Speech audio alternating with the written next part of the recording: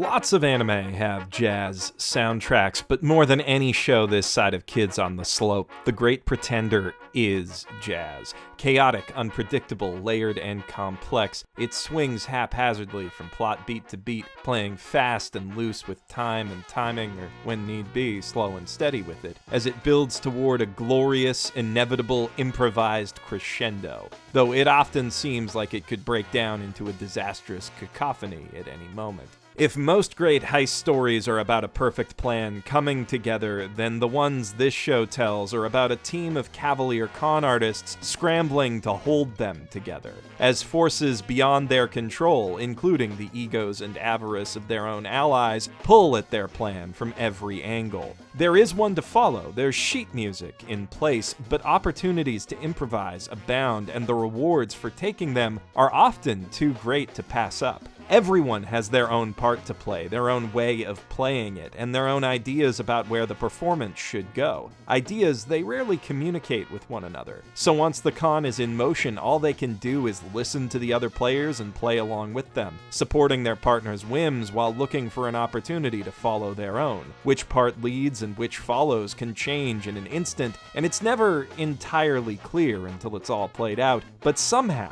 it all does come together into something greater than the sum of these parts in the end. Screw up and we'll dump you. The only person you can trust is yourself. That's the one truth in this world you can always count on. Hiro Kaburagi of Kimi ni Todoke and 91 Days fame directed this joint, and it's clear that his sublime take on gangster films in the latter series, which, boy, I sure called wrong, was no fluke. This is a guy who knows his cinema and knows how to bring the essential elements of a non-anime genre into the heightened reality that the world's coolest cartoons call home. But as great as that series was at evoking the films by which it was inspired, it only aspired to stylistic emulation, whereas The Great Pretender aims for true elevation. Guess who it is, Doctor? Can you find the traitor? In this series, Kaburagi captures the grit and grime of classic American crime drama, and with the aid of Gankutsuo's genius art director Yusuke Takeda, filters it through a slick, candy-coated, impressionistic style reminiscent of his underrated rom-com My Little Monster, stretching the limits of avant-garde coloring and environmental abstraction even further to create something wholly original and utterly irresistible. This anime pops like JoJo's Bizarre Adventure and moves like Miyazaki's Lupin. Always moving in perfect timing to the beat and rhythm of an impeccable OST that plays with every side of jazz as a genre. Fast, loud, bombastic, and danceable, slow, smooth, and somber, or sexy. The style and tone shifts as the story demands, led by and leading the characters into bold new emotional territory. And this brilliant music comes courtesy of a true virtuoso, Yutaka Yamada, who from Tokyo Ghoul to Vinland Saga to Babylon and even Infinity Force has consistently impressed me with his compositions, though I'd say this is his best work yet. The music says a lot too. Pay attention to the drums in the first case and note how they change when things are going to plan versus when they're flying off the rails. It's magic. Sakura magic. And Eddie, I'm gonna sell it to you exclusively. It's 10 grand per case, and each case contains 1,000 units. You'll start by replacing all of the scales. Then, I'm gonna turn this factory into a replica of your factory. Wow.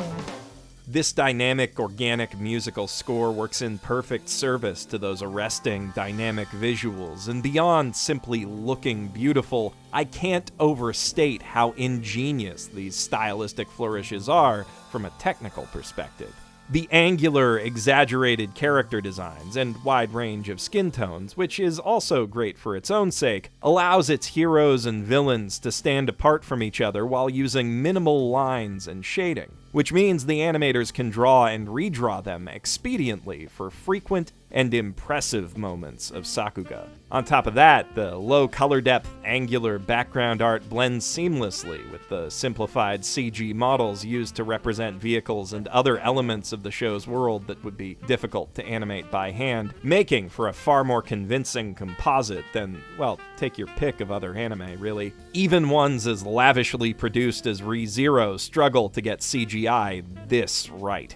And even the dreaded, awkward, poorly modeled crowds kinda fit in here. Like, if you scrutinize them, you can definitely tell they were quick and dirty, low-poly modeling jobs, but because the world around the main characters is already rendered at a low level of fidelity, with abstract colors and inaccurate shading, it just sorta makes sense to your brain that an unimportant human being would look like that from far away. The style of the show takes an important lesson from its characters. You don't need to fill in all the details to get someone to buy into a lie. You just need to show them enough to give them an impression of the truth. Their brains will fill in the rest and make it more appealing to them than you ever could on your own. With those bold colors and shapes, this is probably the closest we'll ever come to seeing an entire heist story, or better yet, 4 of them, play out in the world of a classic Saul Bass title sequence. And in case that's not enough to satisfy your itch for that specific thing, the show also kicks off with a classic Saul Bass style title sequence that could give some of the best of his works a run for their money in how it plays with shape,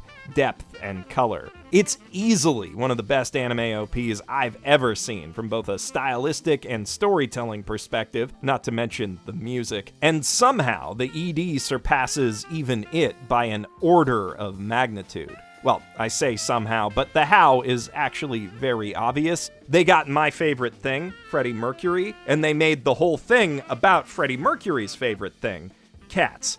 The sequence is a brilliant tribute to one of his best solo music videos, fun to watch even if you don't get the reference because damn those cats are cute, and also packed to bursting with subtle allusions to the series' story. Plus, the show was named for this specific song, so it's pretty cool that they got the best version of it for the ED.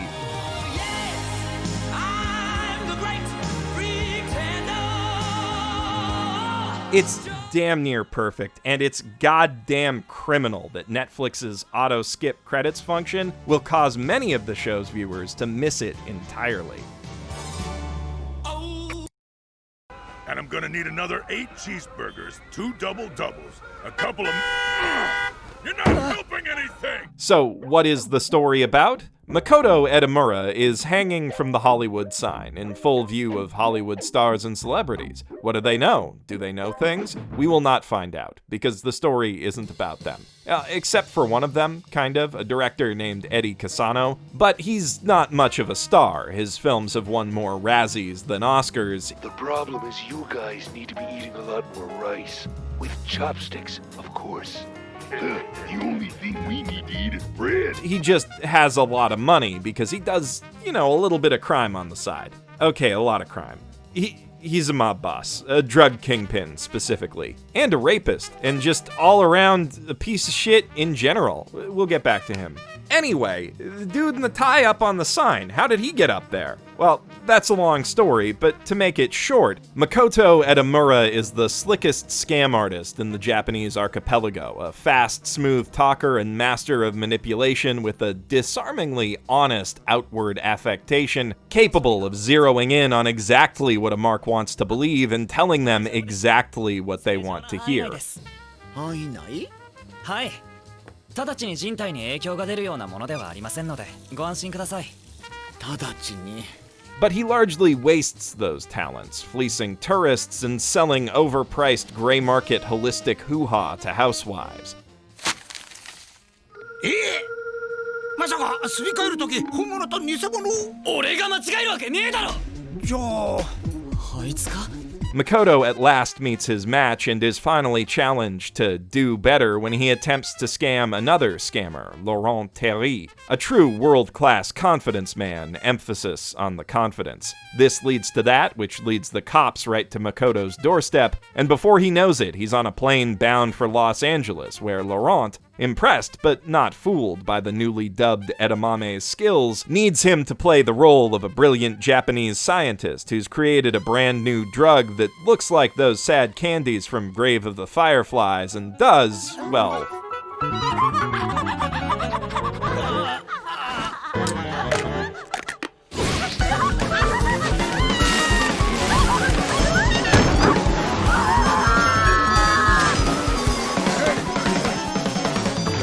this. And all that from just one little piece of candy. This is Abigail Jones, by the way. She's in on it, and I'm into her. I want her to Krav Maga crush my head between those thighs. If you're planning on trying anything with me, I will kill you, and I'll make it hurt. Anyway, the drug's not real. It's candy, obviously. They're conning this guy. It's what they do. Laurent and Abby are both members of an international con artist ring that robs from the rich and gives to...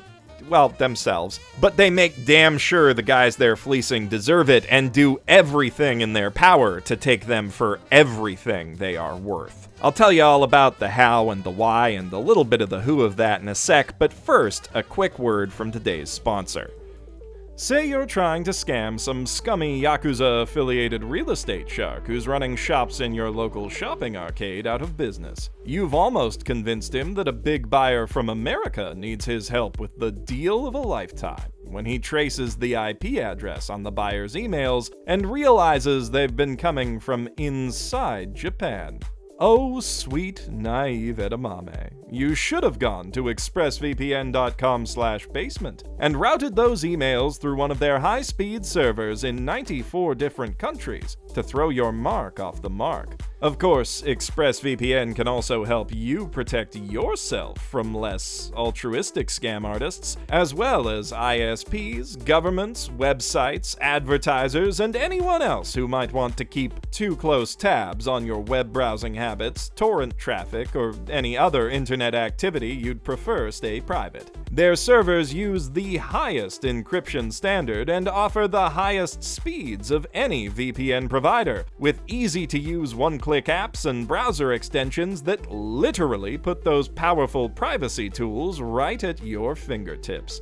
And that's just the tip of the iceberg. ExpressVPN also allows you to bypass regional restrictions on streaming platforms, letting you access content from all over the world. A service I personally take advantage of on a near-weekly basis. To see for yourself why CNET, TechRadar, Wired, and many others have consistently made it their top-rated VPN provider, and find out how you can get 3 months of service free, head to expressvpn.com/basement today.